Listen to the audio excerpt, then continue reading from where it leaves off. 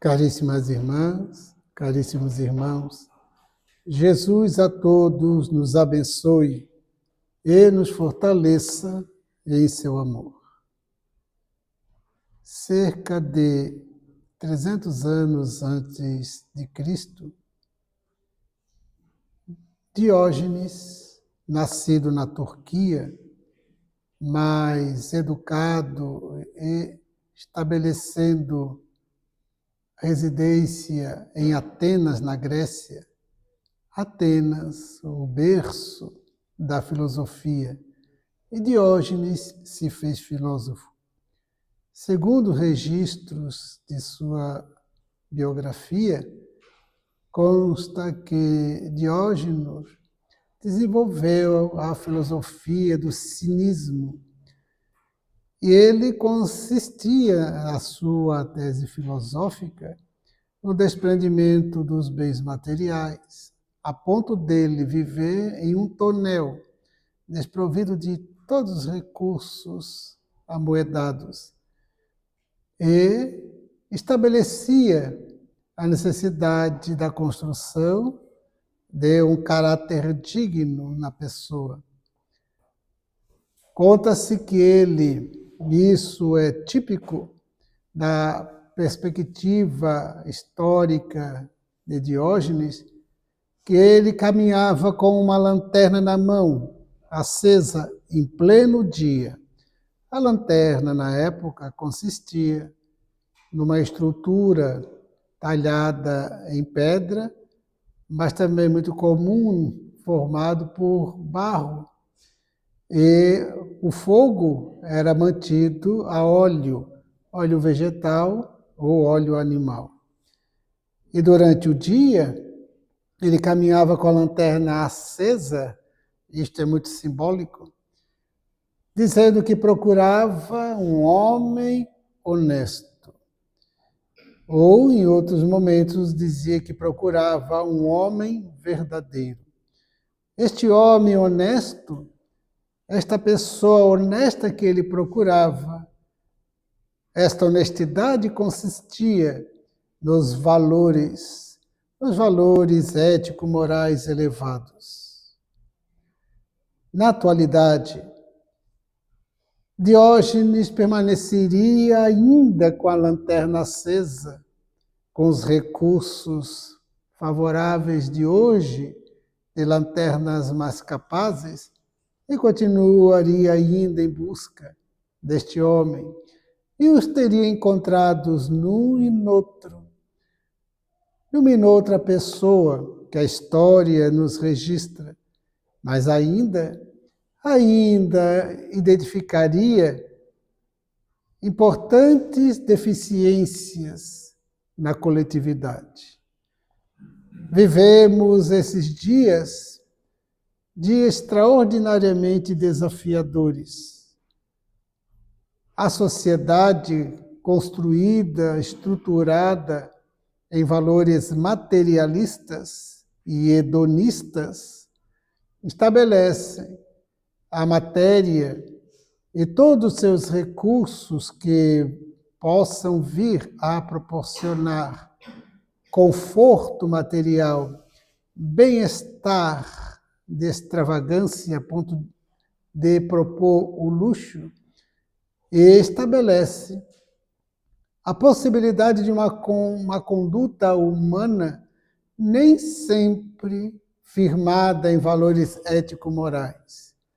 Vivemos esses dias em que os recursos da tecnologia sem precedentes, as conquistas científicas igualmente extraordinárias, de perspectivas cada vez mais alvissareiras para o futuro.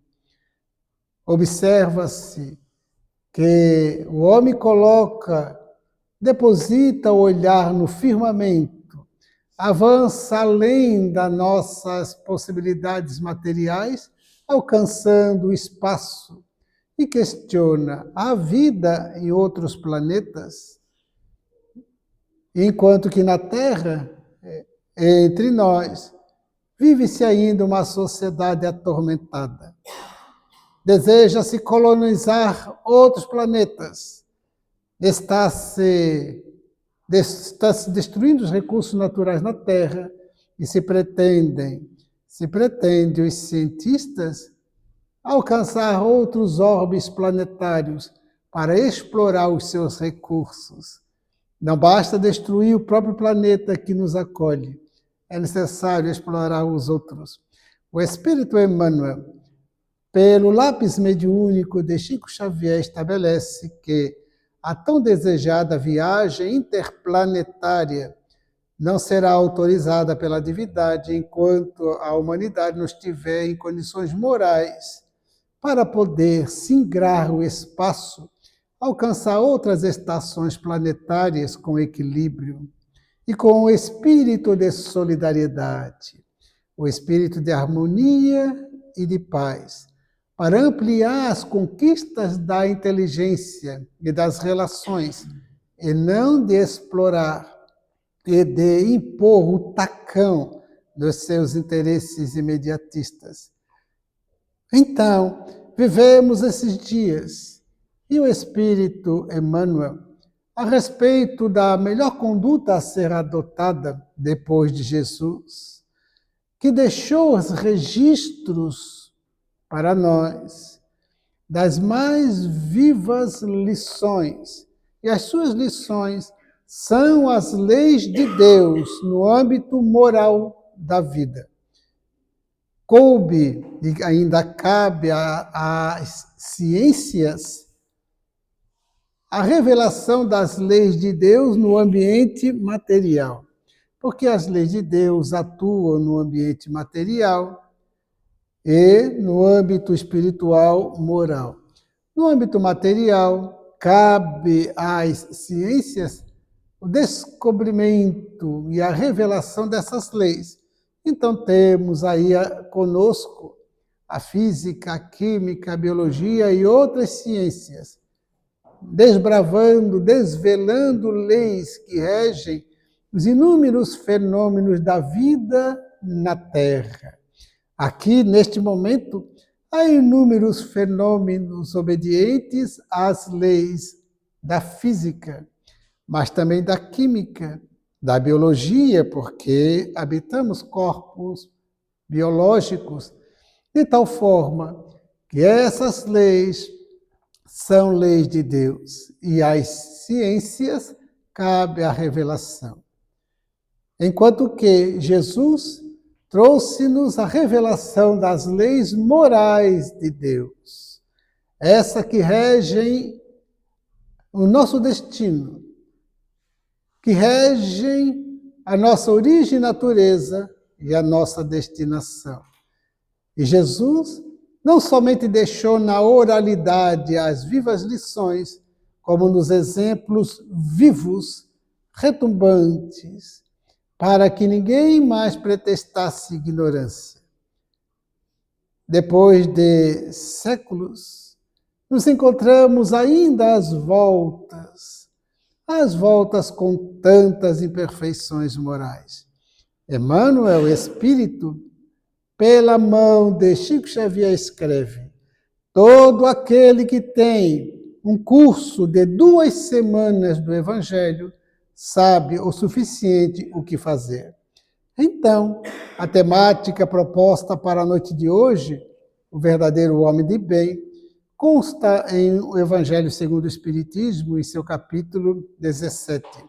E se fôssemos fazer um elenco no quadro, pedindo que cada um de nós aqui presente apresentasse 1, 2 características do homem de bem, nós seríamos muito ricos, muito bem prolixos na capacidade de enumerar as inúmeras características, os atributos próprios de uma pessoa de bem. Porque nós não ignoramos. O grande desafio não é exatamente sabê-los, mas o de vivenciá-los. Eis o grande desafio. Então, repetindo Emmanuel, a todo aquele que tem um curso do Evangelho de 2 semanas, sabe o suficiente o que fazer. E nós temos muito mais que isto. trazemos desde outras reencarnações as lições, os conhecimentos do Evangelho. Porque todos nós somos egressos, nesta encarnação e de outras, de ambientes religiosos, cristãos, porque nós, vivendo no Ocidente, desde a instalação da perspectiva cristã na Terra, nós temos sido educados, orientados sob a égide do Evangelho de Jesus.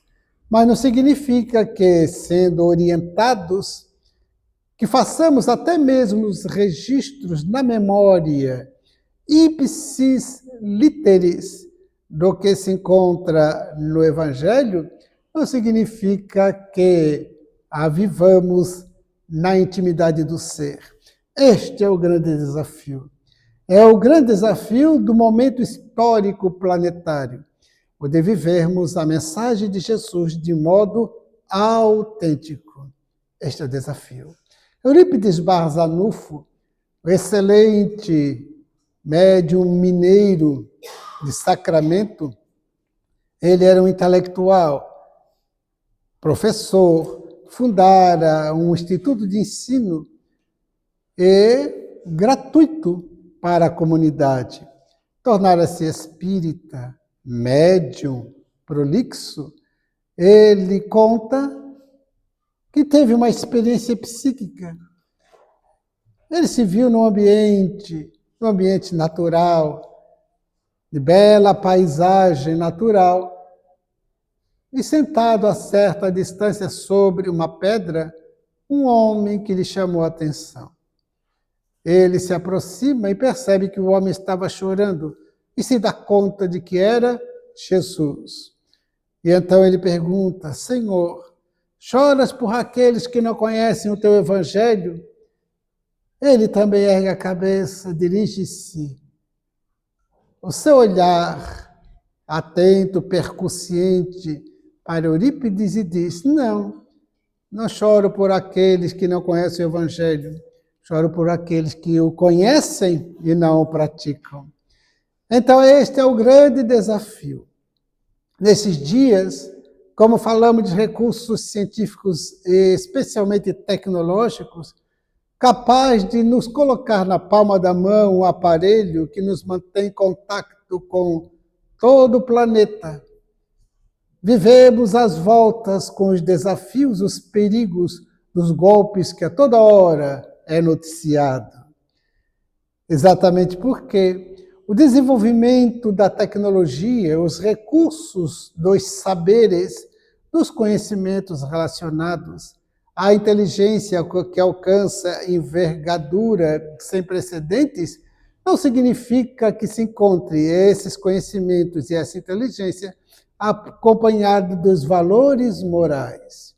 É por isso que encontramos pessoas muito hábeis intelectual e tecnicamente para produzir mecanismos de golpes, promovendo inúmeros prejuízos para pessoas, instituições, de tal modo que vivemos esses dias, mas também da violência que graça na sociedade.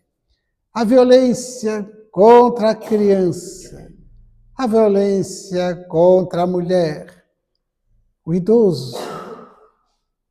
É algo alarmante. Preconceito e discriminação são perturbadores.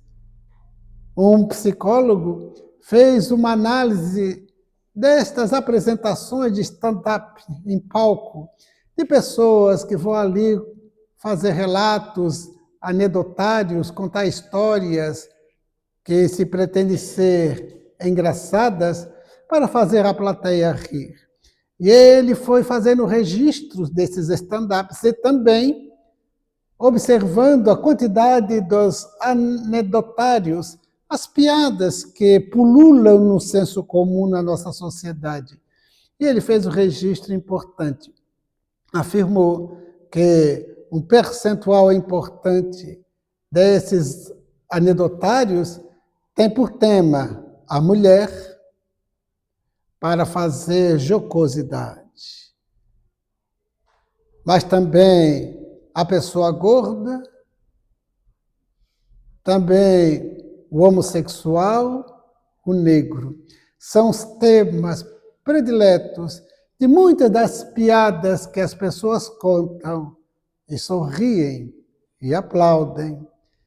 De tal modo que vivemos esta estrutura de preconceito e discriminação. Até mesmo quando afirmamos que não somos preconceituosos, mas damos boas gargalhadas desses anedotários chulos, vulgares, rasteiros, demonstra o quanto que nós apoiamos essa estrutura preconceituosa e de discriminação. Então são dias de questões ético-morais bastante graves.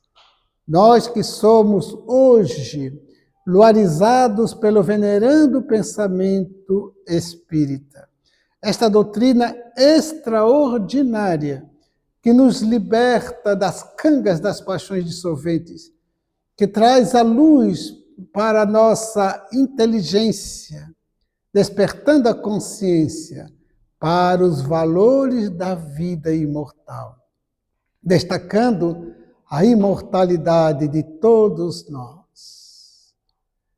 Somos espíritos navegando no grande oceano do universo infinito, tendo deixado a condição de simplicidade e ignorância. Simplicidade sem experiências, ignorância sem a inteligência desenvolvida e sem conhecimentos. Graças às sucessivas reencarnações, deixemos a simplicidade e a ignorância, o que não significa que estejamos já tomados, compenetrados de valores morais significativos, capazes de nos tornar pessoas efetivamente de bem. Por isso, o conhecimento espírita é extraordinário porque nos desperta para o aprofundamento e a transcendência de todos aqueles conhecimentos que já trazíamos da tradição religiosa. Agora, de forma mais profunda e transcendente, entendemos e compreendemos. E por isso, nos tornamos mais responsáveis. O Espírito Emmanuel, pelo Chico Xavier, estabelece: aquele que não desejar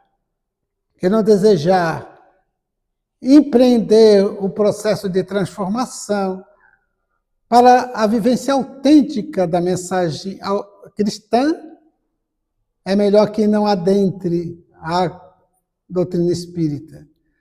Porque, disse Jesus, mais se pedirá àquele que mais recebeu. E nós temos recebido e muito. Por isso, nosso compromisso de nos tornarmos pessoas de bem. Para isso, precisamos conhecermos-nos pelo processo de autoobservação. Em O Livro dos Espíritos, uma das perguntas que tem a resposta assinada é o de Santo Agostinho. Agostinho de Hipona foi um filósofo de Hipona, e ele viveu uma juventude,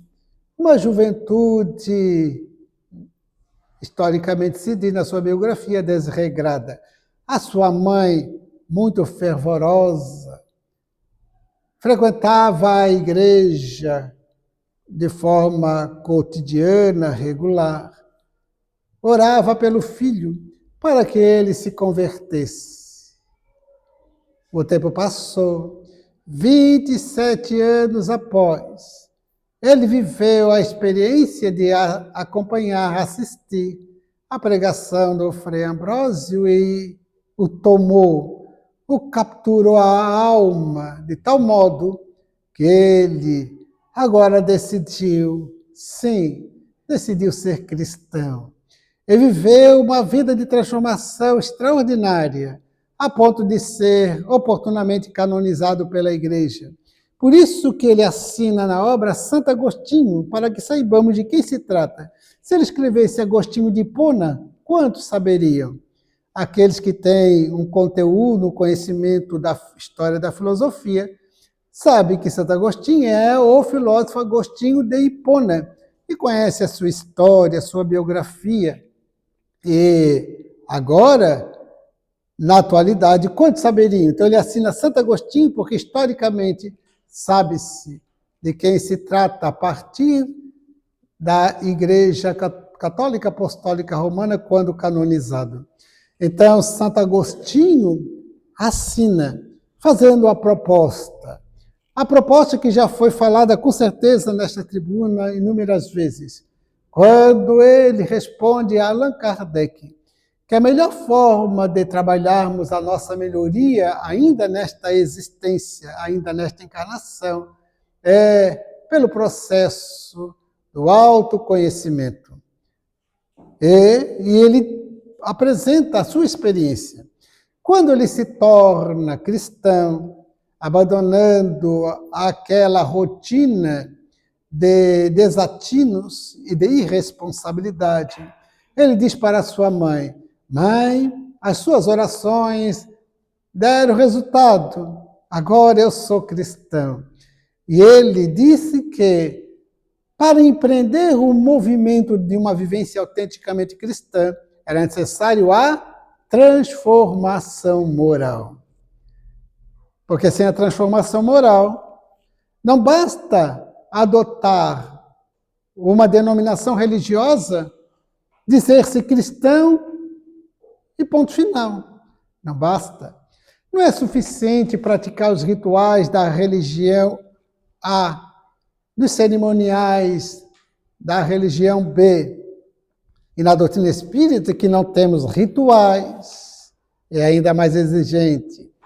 Então, Santo Agostinho responde a Allan Kardec no Livro dos Espíritos que toda noite, antes de conciliar o sono do corpo, porque quem dorme é o corpo, antes de dormir, ele passava em revista o dia, desde a hora que despertara pela manhã, até aquele momento em que se preparava para o sono reparador das forças orgânicas. E se questionava, elaborou inúmeras perguntas para si mesmo. Alguém tem algo a se queixar de mim hoje?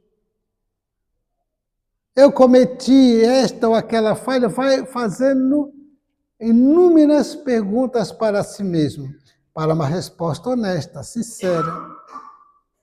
E se perguntava ainda, se eu desencarnar hoje, como me encontrarei no mundo espiritual? Enfim, o processo de autoconhecimento pede essa dinâmica de autoobservação. Observar desde a nascente dos pensamentos, a qualidade dos pensamentos que nos são habituais, as intenções, os sentimentos, as emoções, este processo de autoobservação.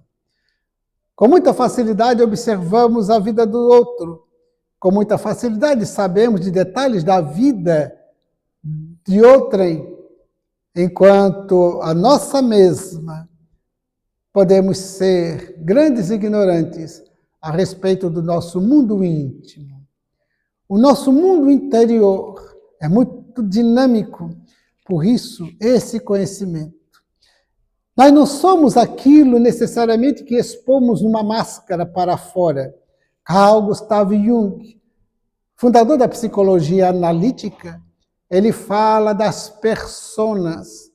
Personas eram as máscaras que os antigos atores do teatro grego, eles utilizavam máscaras, porque na época não tinha sistema de sonorização, as máscaras tinham um design que ao mesmo tempo de compor um personagem, daí o termo personagem, personalidade, que vem de persona, que em grego significa máscara.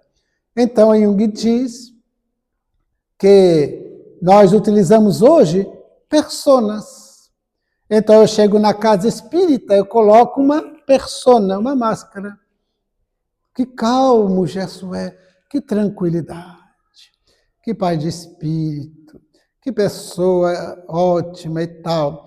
Daí vou me encontrar no outro ambiente, pode encontrar uma pessoa com uma outra máscara explosivo, exibicionista, extravagante, noutra seara, uma outra persona, uma outra máscara.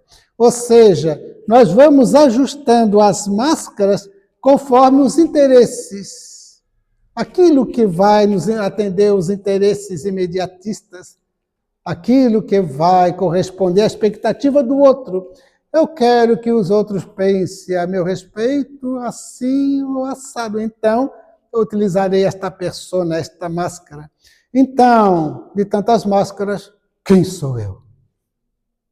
Quem sou eu? Porque eu não conheço meu mundo íntimo. Quem sou eu? A esse respeito, Gibran Khalil Gibran, pensador, poeta libanês, ele escreveu um poema denominado O Louco. Ele diz: um dia eu despertei de um sono profundo, prestemos atenção, eu despertei de um sono profundo e percebi que as minhas máscaras tinham sido roubadas. As minhas 7 máscaras que eu confeccionei para as minhas 7 vidas. Malditos, malditos ladrões de minhas máscaras. Saí correndo, andando pela rua, desesperado, querendo encontrar os ladrões de minha máscara. Malditos, gritava. Malditos ladrões de minhas máscaras. As pessoas me olhavam e se afastavam de mim, assustadas. Cheguei no mercado público, no pátio, e sobre uma árvore havia um menino trepado. Ele olhou para mim e disse: é um louco. E o nome do poema é O Louco. Eu quis olhar para o menino que ele dissera aquilo. Eu ergui a cabeça para o alto. Foi então que pela primeira vez os raios do sol beijou minha face nua. Pela primeira vez eu senti o calor do sol. Senti uma paz. Benditos, benditos ladrões de minhas máscaras. As máscaras, as 7 máscaras que eu confeccionei para as 7 vidas, conforme a situação, o contexto, eu usava a persona que me interessava, a máscara que eu queria me representar. Olha, eu sou assim. Não, eu não sou assim. Eu apenas estou representando. E quando ele ergue a cabeça para o alto, e o sol, a luz do sol, o sol da verdade sobre si mesmo. E então foi quando ele, descobrindo-se, sentindo o sol, o calor da verdade, fez com que ele sentisse aquela experiência ainda inédita. Ele se sentiu bem, sentiu feliz, não quis mais saber das personas, das máscaras. Então, nós utilizamos quantas máscaras?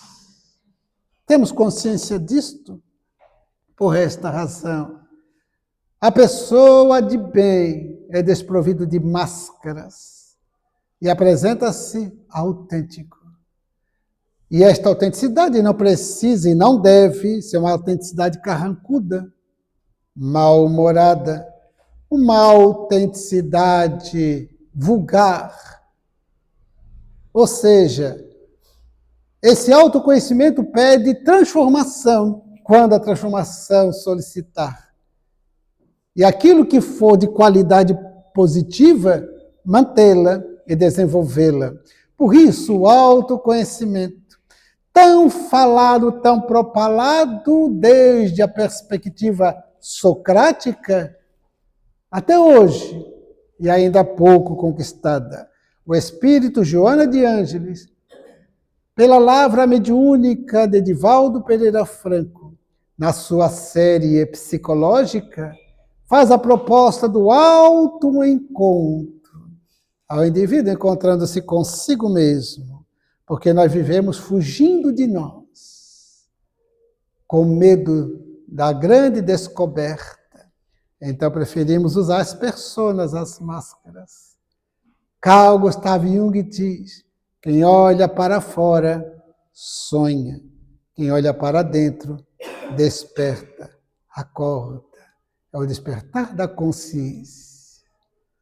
Por isso, o homem de bem, a mulher de bem, a pessoa de bem, é todo aquele que já despojou-se das personas, das máscaras, e apresenta-se autêntico.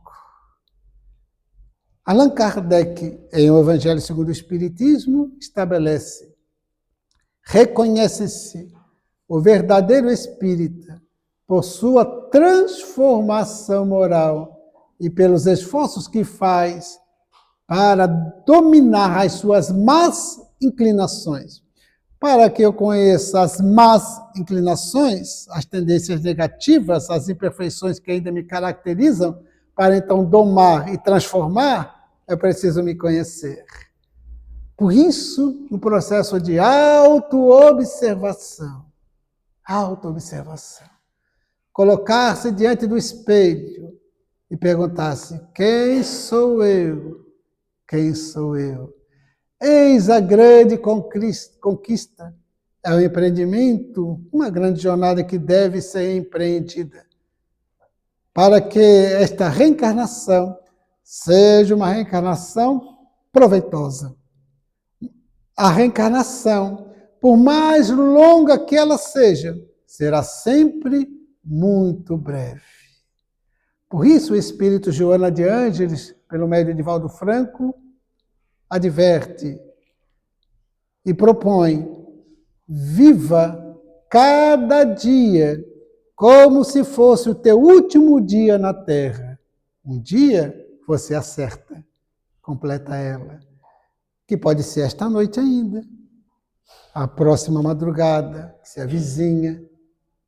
Não temos garantias de nada na Terra. Na Terra, temos garantias de nada.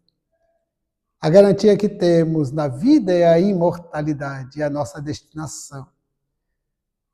Chico Xavier disse: é-nos possível escapar da morte várias vezes.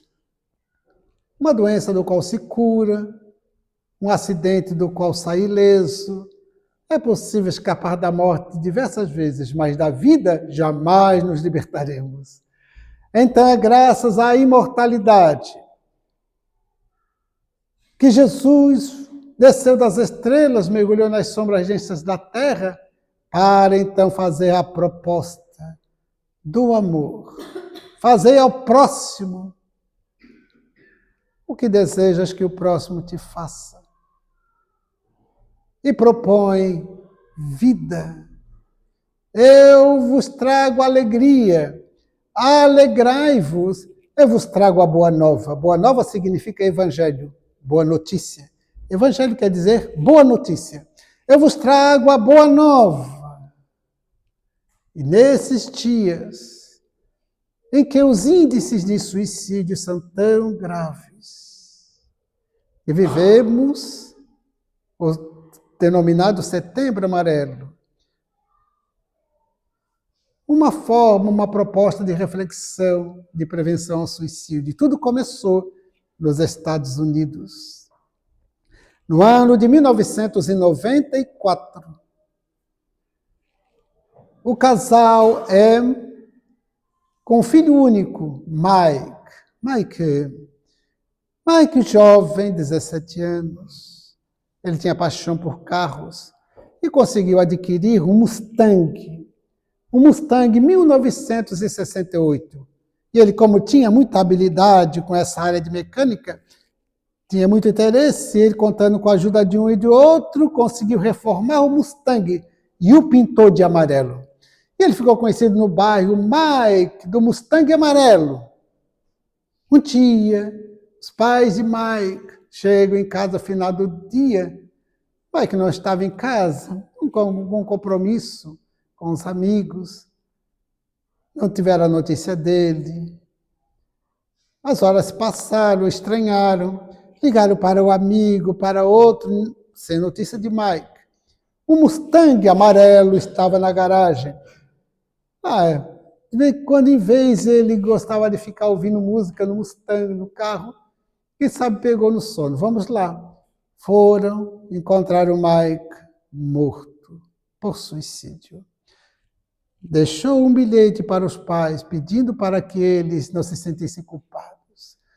Por que Mike optou pela morte? Por quê? No velório, os amigos confeccionaram um cartão amarelo, lembrando que ele estava sendo chamado Mike do Mustang Amarelo. Um cartão amarelo com uma fita amarela e escrito no cartão para cada um que chegava no velório: se precisar, peça ajuda. Foi quando a Organização Mundial da Saúde estabeleceu o dia 10 de setembro como dia de conscientização de prevenção ao suicídio.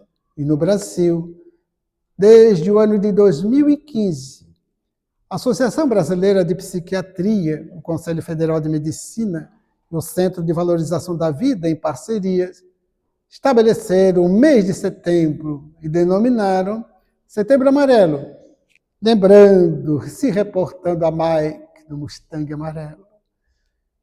E nós, que temos as lições espíritas demonstradas cientificamente da imortalidade, não há que falarmos em morte, de forma alguma, de modo algum, porque a morte é a grande ilusão.